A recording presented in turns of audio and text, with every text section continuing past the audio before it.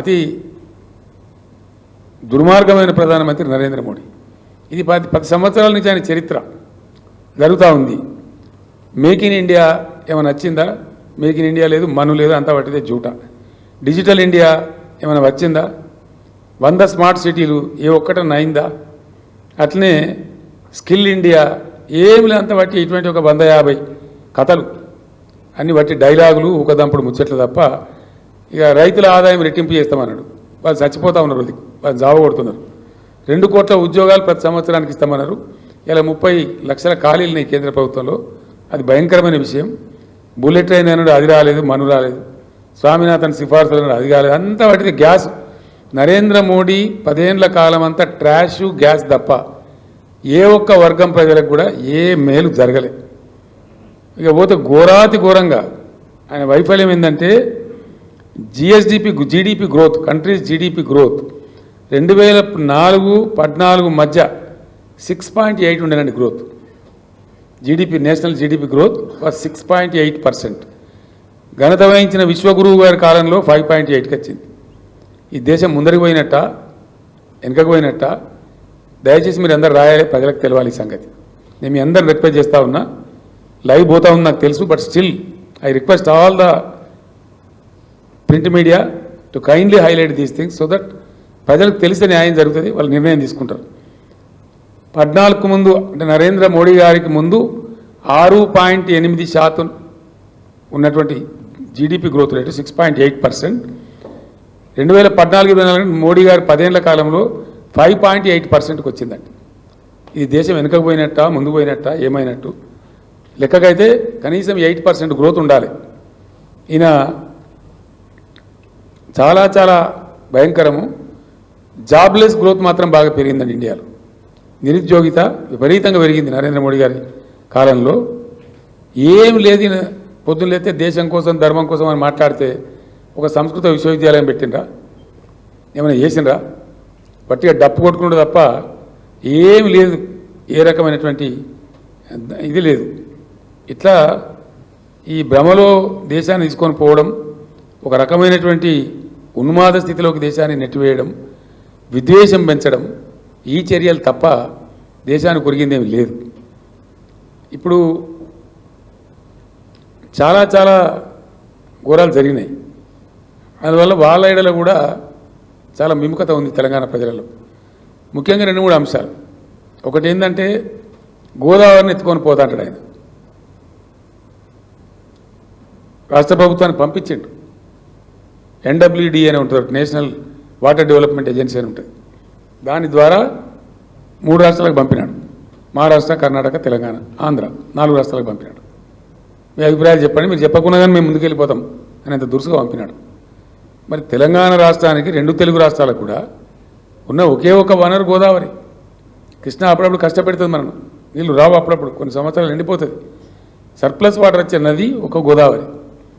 నేను ముఖ్యమంత్రి ఉండే టైంలో ఈ ప్రతిపాదన చేస్తే నా తల ఏమైనా సరే నువ్వు ఏం చేసుకుంటావో చేసుకో, we don't agree to this అని చెప్పినాం.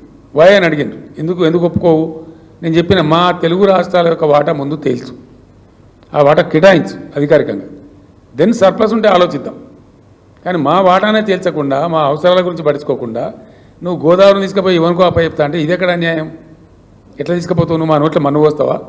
మళ్ళీ మేము తాగునీళ్ళకి సావన్నా అని ఒప్పుకోలేను. నేను ఎప్పుడు కూడా ఒప్పుకోలే. కాబట్టి ఆ రకంగా ఇలా తీసుకొని పోతా అంటాడు ఆయన. వీళ్ళని ఏం చేసింది? KRMB నేనున్నప్పటి నుంచే ఉంది. వాడు నేనున్నప్పుడు కూడా మా మీద పెత్తనం చెలాయించే ప్రయత్నం చేసింది. నేను చెప్పిన shut up, be there in your limits అని చెప్పిన. నేను వాడి మా మీద కర్రపెత్తనం చేయబోతే నేను చెప్పిన నోను, you are only a coordinator between 2 states. నువ్వు మాకంటే you are not above us, be in your limits అని చెప్పినాం KRMBకి. కానీ వీళ్ళేమో ఈ దద్దనగాలు తీసుకుపోయి వాళ్ళకి అప్పచెప్పినారు. నాగార్జున సార్ కట్ట మీద పోలేని స్థితి తెచ్చినారు ఈరోజు. మనం పోలేం, ఇప్పుడు ఎవరం పోలేం. మొన్న ఆంధ్ర టేల్పాన్ నుంచి నీళ్ళు తరలించుకొని పోతున్నా కూడా మాట్లాడిన పరిస్థితి లేదు. వీళ్ళు తీసుకొని పోయినారు, వాళ్ళు 4 TMC నీళ్ళు తీసుకొని పోయినారు. ఆ విధంగా ఈ గోదావరిని కూడా ఎత్తుకొని పోతానని అంటున్నాడు నరేంద్ర మోడీ. ఈ రకంగా నేను ప్రజలకు కూడా ఈ సందర్భంగా మనవి చేసేది ఏంటంటే, మీరు మంచి స్పందన ఇచ్చినారు, నా బస్సు యాత్రను విజయవంతం చేసినారు. I'm very grateful. నేను చాలా ధన్యవాదం తెలుపుతున్న ప్రజలందరికీ. నాకు అంత మంచి వెల్కమ్ చెప్పినందుకు, ఆవేశపూరితమైనటువంటి స్వాగతం చెప్పినందుకు, బ్రహ్మాండమైన స్పందన ఇచ్చినందుకు, నన్ను కలిసి మీ బాధలు తెలియజేసినందుకు నేను మీ అందరికీ కృతజ్ఞతలు తెలుపుతా ఉన్నా. ఒక్కటే మాట మీకు మనవి చేస్తూ ఉన్నా. ఆనాడు తెలంగాణ ఉద్యమం నేను ప్రారంభించినాడు ఎవరికి నమ్మకం కూడా లేదు.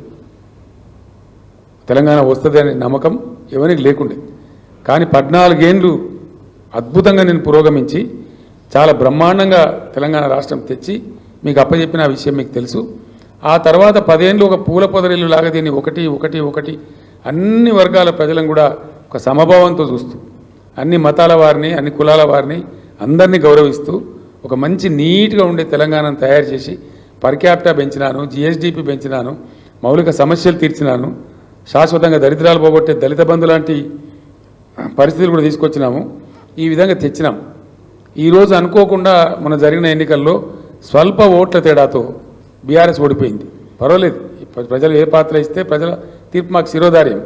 ఏ పాత్ర ఇస్తే ఆ పాత్ర పోషించాల్సిందే, తప్పకుండా ఆ పాత్ర పోషణ చేస్తాం. కానీ ఇప్పుడు ఈ క్రూషియల్ పార్లమెంట్ ఎన్నికల్లో నేను ఒక్కటే మాట మనవి చేస్తా ఉన్నా.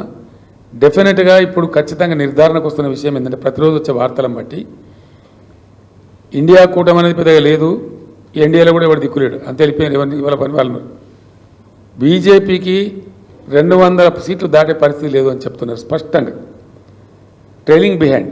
అందుకే నరేంద్ర మోడీ చొక్కాలు కమిటీలు దింపుకుంటా ఉన్నాడు దారుణంగా ప్రతిరోజు.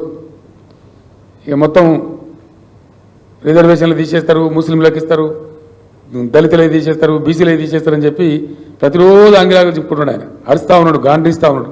ఎందుకు గాండ్రిస్తూ ఉన్నాడు అంటే దానికి కారణం ఏంటంటే కిందికి పోతూ ఉన్నది, గ్రాఫ్ పోయింది. 400 పార్లే 200 పార్ కానీ ఆగిపోయే పరిస్థితి ఉంది. మ్యాక్సిమం నాకు మనం వచ్చిన నేషనల్ న్యూస్ ఛానల్స్ వాళ్ళు నేను అడిగిన ప్రైవేట్గా, ఏమైనా ఏ సంగతి అంటే 220 నై పార్ కర్తే సాబ్ అని చెప్తున్నారు, అక్కడనే ఆగిపోయే పరిస్థితి ఉందని చెప్తున్నారు. దాంతో గాండ్రింపులు మొదలుపెట్టినారు. ఇప్పుడు అది జరుగుతూ ఉన్న సన్నివేశం. కాబట్టి కాంగ్రెస్ పరిస్థితి దారుణంగా ఉంది. వాళ్ళు ఎట్లా దిగజారిపోయి ఉన్నారు, వాళ్ళకు కూడా లేదు. డెఫినెట్గా కనబడుతున్న దృశ్యం ప్రకారం, ఖచ్చితంగా నా అనుభవం ప్రకారం నేను చెప్తున్నా, ప్రాంతీయ పార్టీల కూటమే ఈరోజు దేశాన్ని శాసించే స్థాయికి పోతూ ఉంది. ఒక రివర్స్ సీన్ కనపడుతుంది ఇప్పుడు. నాకు నేషనల్ టీవీ ఛానల్ వాళ్ళు నన్ను అడిగినారు, మీరు 10-12 సీట్లు గెలుస్తామంటారు కదా కేసీఆర్ గారు, మీరు అటు సపోర్ట్ చేస్తారా ఇటు సపోర్ట్ చేస్తారంటే, లేదు బాబు, it is going to be otherwise. ప్రాంతీయ పార్టీలు అందరం కలిసి బలమైనటువంటి కూటమి ఏర్పడతాం. మాకు కాంగ్రెస్ బీజేపీ సపోర్ట్ చేసే పరిస్థితి వస్తుంది, మేము వాళ్ళకి సపోర్ట్ చేసే రోజులు పోయినాయి. ఇప్పుడు ఇండియాలో ఈ పార్లమెంట్ ఎన్నికల్లో ఆ సీన్ రాబోతూ ఉంది. నేను మళ్ళొకసారి రిపీట్ చేస్తున్నా, మీకు బోర్ కొట్టినా సరే. ఇప్పుడు పార్లమెంట్ ఎన్నికల అనంతరం ఇక్కడ రాబోయే దృశ్యం ఏంటంటే, భారతదేశంలో స్కాండినేవియన్ కంట్రీస్లో వచ్చినట్టుగా ప్రాంతీయ శక్తులు బలోపేతమై, ప్రాంతీయ పార్టీలు బలోపేతమై వీళ్ళ కూటమే పెద్దదిగా అవతరించబోతున్నది. వీళ్ళకే ఏదో ఒక జాతీయ పార్టీ సపోర్ట్ ఇచ్చి ప్రభుత్వం ఏర్పాటు చేసే పరిస్థితి రాబోతూ ఉంది డెఫినెట్గా. కాబట్టి ఇటువంటి కీలక సమయంలో 100% గోపాల్, మీకు ఏం డౌట్ అవసరం లేదు సోమగోపాల్ గారు, 100% I'm telling you see it. నేను 2-3 విషయాలు చెప్తున్నా, 100% జరగబోతాయి. నేను తిరిగి వచ్చి చెప్తా ఉన్నా, ఊరికే చెప్తా, ఇంట్లో కూర్చుండి జోషన్లాగా చెప్తలేను. బీజేపీకి ఈ రాష్ట్రంలో 1 or none, ఐదర్ 1 ఫ్లూక్లో గెలిస్తే లేదా నన్. అమిత్ షా అంతా గోబెల్స్ ప్రచారం, డబుల్ డిజిట్ అని, డిజిటే దిక్కుంటట్లేదురా బాబు డబుల్ డిజిట్ అంటాడు. 1 or none for BJP in Telangana. South India నుంచి బీజేపీకి 10 సీట్లు దాటే పరిస్థితి లేదు. కేరళ సున్నా, తమిళనాడు సున్నా, ఏపీ సున్నా, తెలంగాణ సున్నా, కర్ణాటకలో బాగా డబ్బాలు కొట్టినారు. ప్రజ్వల్ గడబడి తర్వాత 6-7 సీట్లకు పరిమితం అనేది సమాచారం వస్తూ ఉంది. అంటే 130 సీట్లున్న దక్షిణ భారతదేశం నుంచి బీజేపీ బిలో 10. ఉత్తర భారతంలో చాలా ఘోరంగా దెబ్బతింటా ఉంది. మీరందరూ విలేకరులు, మీరు బాగా వార్తలు చూస్తారు, మీరు కూడా విశ్లేషించండి నా ప్రెస్ కాన్ఫరెన్స్ తర్వాత. తెలంగాణలో బీజేపీకి 1 or none, బీఆర్ఎస్ 14 లేదా 12. ఆశ్చర్యకరమైన ఫలితాలు వస్తాయి. నేను చెప్పిన వర్గాల యొక్క ప్రజల ఆగ్రహం, వాటన్నింటినీ అంచనా కట్టి చెప్తున్నాను నేను. ఇవాళ కాంగ్రెస్ కనీసం 9 స్థానాలలో 3వ స్థానంలో ఉంది, 9 స్థానాలలో 3rd ప్లేస్లో ఉంది. బీజేపీ సెకండ్ ఉన్నా చాలా ఫార్ ఆఫ్ ఉంది మాతో, చాలా far off. For example Peddapalli లాంటి సిచ్యువేషన్ ఉంది, కాంగ్రెస్ 3rd ప్లేస్లో ఉంది, బీజేపీ మా దాంట్లో సగం కూడా లేదు. నామకే వాస్తే సెకండ్ ప్లేస్, కానీ మేము 52, 53 ఉంటే వాళ్ళు 21, 22 ఉన్నారు. అట్లా ఫార్ ఆఫ్ ఆ పరిస్థితి ఉంది రాష్ట్రంలో.